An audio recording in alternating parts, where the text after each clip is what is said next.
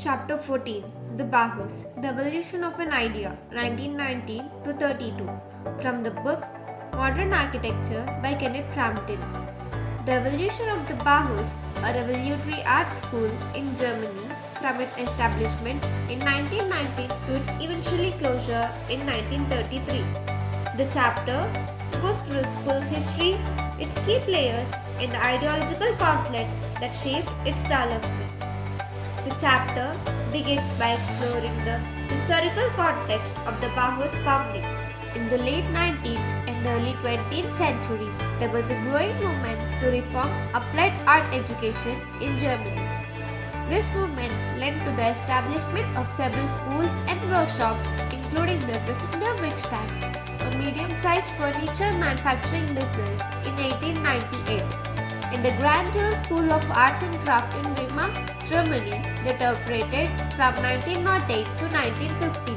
The appointment of Hans Palsy, a German architect, painter, and set designer, and Peter Behrens, a leading German architect, graphic, and industrial designer, to the directorship of applied art schools in Breslau and Düsseldorf in 1903, and the founding of the Grand Dual School of Arts and Craft in Weimar under the direction of Henry van de Velde, a Belgian painter, architect, interior designer, and art theorist in 1906. The latter was founded in 1906 by Henry van de Velde, who emphasized the importance of craftsmanship and the unity of art and technology. In 1919, Walter Gropius was appointed as director of the Grand Dual School of Arts and Crafts. Gropius was a German-born American architect and is widely recognized as one of the developing masters of modernist architecture. Later, he renamed the school into Bauhaus. Gropius envisioned a new glide of craftsmen that would reunite art and technology. The school's mission was to eliminate the distinction between craftsmen and artists and to create a unified work of art that combined architecture, sculpture, and painting. The Proclamation of Bauhaus, written by Walter Gropius in 1919, outlined the school's revolutionary vision and goals. It called for a radical rethinking of art education and the integration of all artistic disciplines, where it wants a craftsman without class distinctions, where artists and craftsmen could work together to create a new building for the future. Gropius' vision was influenced by the idea of Bruno Taut, a prominent German architect, urban planner, and a writer, who argued that a new cultural unity could be attained through a new art of building. The early years of Bauhaus were dominated by the charismatic presence of Johannes Itten, a Swiss painter and a teacher. Itten is also well known for his work on color theory, which he taught at Bauhaus. Itten emphasized individual creativity and experimentation. Etten's teaching methods were influenced by Francis, who was an Austrian artist and art educator who was known for his pioneering work in child art education.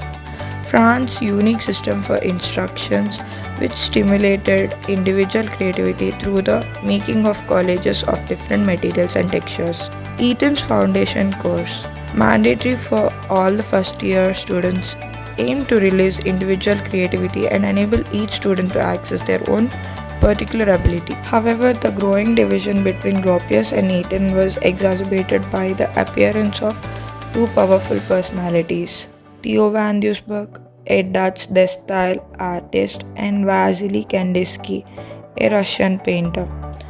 Van Doesburg's rational, anti-individualist aesthetic and Kandinsky's emotive and mystical approach to art challenged Ethan's open-ended percepts. The conflicts between Gropius and Itten came into a head in 1922, when Gropius modified the craft orientation of the original program to focus on mass production and industrial design. Itten resigned and his position was filled by Laszlos Moholy Nagy, a Hungarian artist and a social radical, as well as a professor in Bauhaus School. Holy Nagi's influence on the Bauhaus was second to none. He introduced exercises in equilibrium structures and developed a constructivist elementalism style. Constructivist elementalism was a short-lived but influential artistic movement that emerged in the early 1920s, primarily associated with Dutch artist Theo van der Berger. It was a development form and a critique of the Distels movement, which van der Berger had also been part of, which emphasized simplicity, functionality, and social responsibility. The furniture workshops under Marcel Breuer's direction began producing tubular steel lightweight chairs and tables, which were convenient, easy to clean, and economical. The Bauhaus approach became increasingly objective, affiliating with the now satirical movement. In 1928, Gulpis resigned and Hans Meyer, a Swiss architect, took over as a director. Meyer shifted the Bauhaus orientation further left, emphasizing social responsibility and simplicity. The school's design program became more focused on deriving from production of material constraint and programmatic necessity. However, Meyer's tenure was marked by controversy and political pressure, and he was eventually forced to resign. The chapter concludes with the appointment of Niels van der Rohe as the new director of the Bauhaus. However, the school's fate was sealed, and it was eventually closed in 1933 due to the rising tide of Nazi opposition. Summary. This chapter provides a detailed exploration of the Bauhaus evolution, highlighting the tensions and the conflicts that shaped the school's development. This chapter demonstrates how the Bauhaus' innovative approach to art and design was influenced by a complex interplay of artistic, technological, and social factors.